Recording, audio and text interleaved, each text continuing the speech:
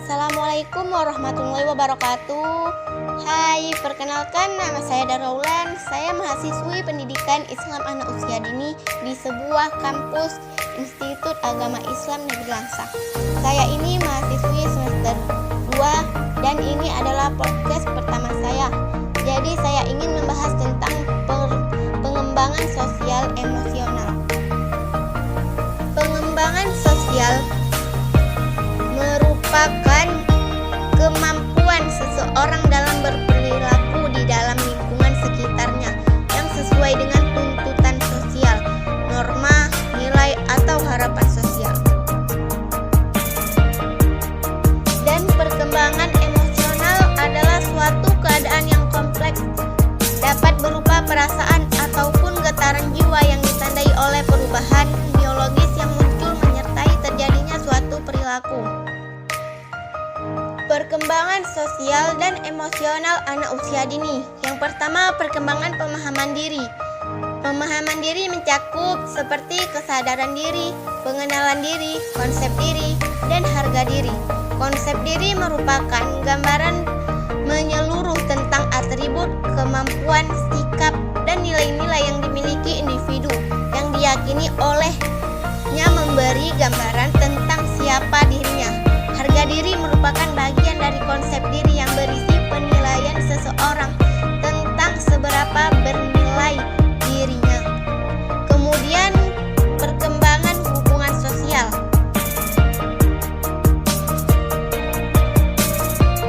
Pada masa kanak-kanak awal, hubungan sosial dengan teman sebayanya menjadi meningkat, terutama dalam konteks bermain. Dalam pengamatannya terdapat terhadap perilaku anak usia dini 2-5 tahun. Parton mengidentifikasi 6 kategori perilaku anak di masa kanak-kanak dalam bermain sosial dan non-sosial, yaitu yang pertama unobserved behavior, yaitu anak tidak tampak sedang bermain, hanya mengamati hal-hal yang menarik misalnya. Yang kedua, unaware behavior, yaitu anak menghabiskan waktunya dengan mengamati anak lain bermain, anak berbicara, bertanya, atau membuat usulan tetapi tidak ikut bermain. Yang ketiga, solitary independent play, yaitu anak bermain sendiri dengan mainan yang berbeda dan mainan yang dimainkan oleh anak-anak yang ada di dekatnya dan tidak melakukan usaha apapun untuk mendekati anak lain yang sedang bermain di dekatnya. Yang keempat, parallel play, yaitu anak bermain di antara anak-anak lain dengan mainan yang sama seperti yang dimainkan oleh anak lain, tetapi mereka bermain sendiri-sendiri dan tidak harus dalam cara yang sama. Yang kelima, associative play, yaitu anak bermain dengan anak lain, saling berbicara tentang apa yang dimainkan, saling meminjam mainan, mengikuti satu sama lain, dan berusaha untuk mengontrol siapa yang boleh bermain di dalam kelompok. Kemudian yang keenam, cooperative play, yaitu anak dalam bermain dalam berkelompok yang terorganisasi untuk sejumlah tujuan untuk membentuk suatu memainkan permainan yang lebih formal atau melakoni suatu situasi. Perkembangan kemampuan mengarahkan diri merupakan kemampuan anak untuk mengarahkan perilakunya sendiri tanpa diingatkan oleh orang tua atau orang lain. Kemudian perkembangan perilaku sosial. Yang pertama, perkembangan perilaku prososial, yang kedua perkembangan empati. Perilaku prososial merupakan perilaku yang sengaja dengan maksud memberi keuntungan kepada orang lain.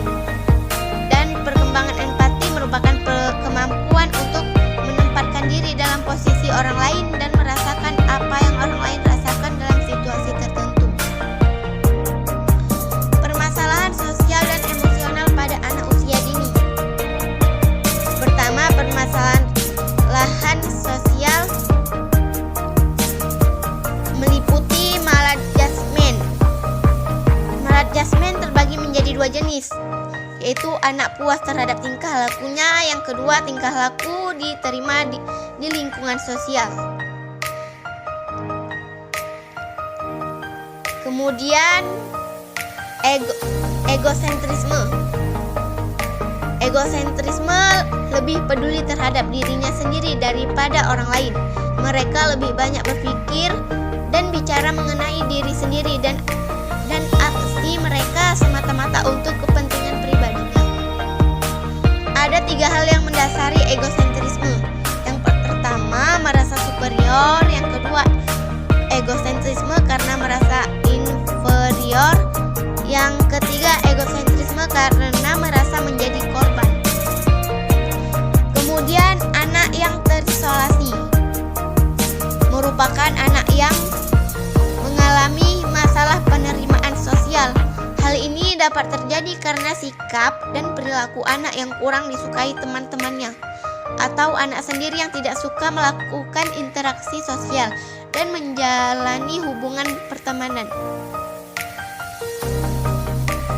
Kemudian agresif. Agresif merupakan tingkah laku menyerang baik secara fisik maupun verbal atau baru berupa ancaman yang disebabkan adanya rasa permusuhan.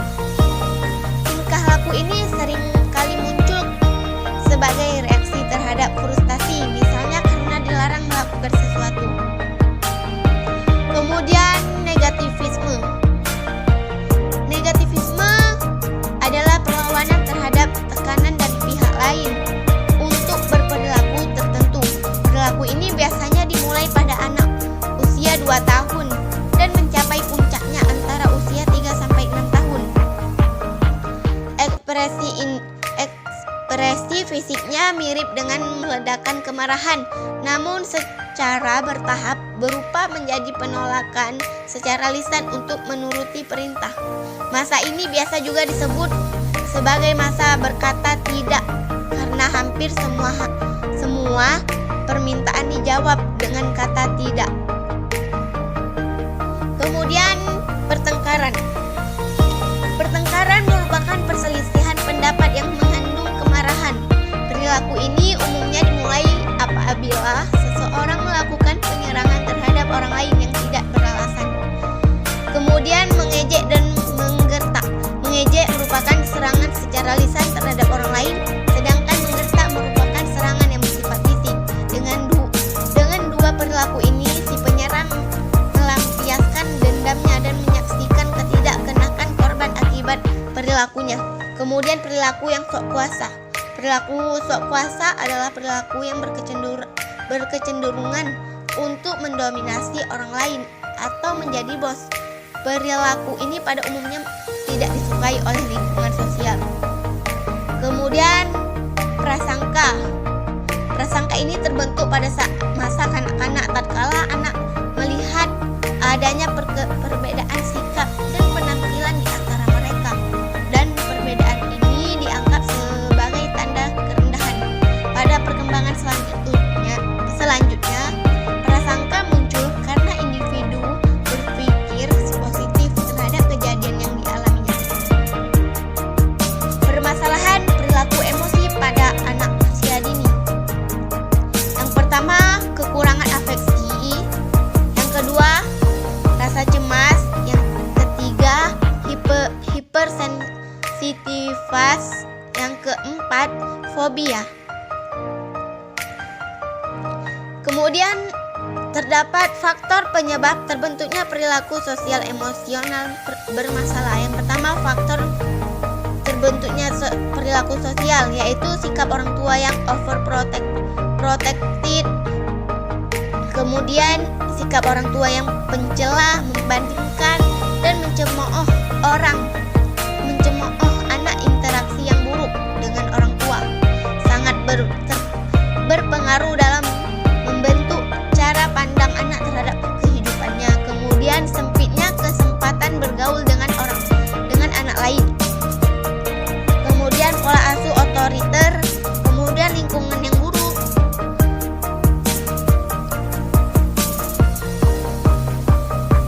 Pengertian moral, sikap, dan nilai.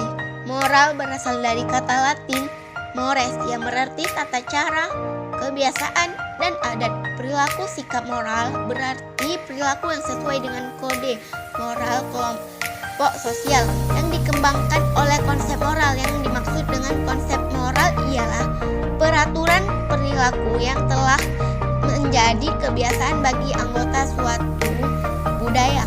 Konsep moral inilah yang menentukan pola perilaku yang diharapkan dari seluruh anggota kelompok.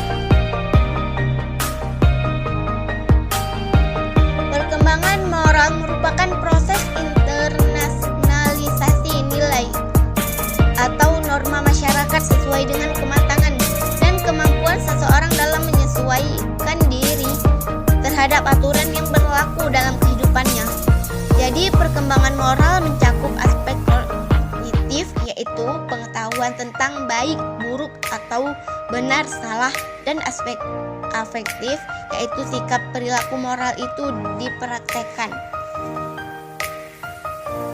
Menurut hakikat moralitas adalah kecenderungan menerima dan menaati sistem peraturan. Piaget membagi perkembangan menjadi 3 fase. Yang pertama fase absolut, yang kedua fase realitas, yang ketiga fase subjektif.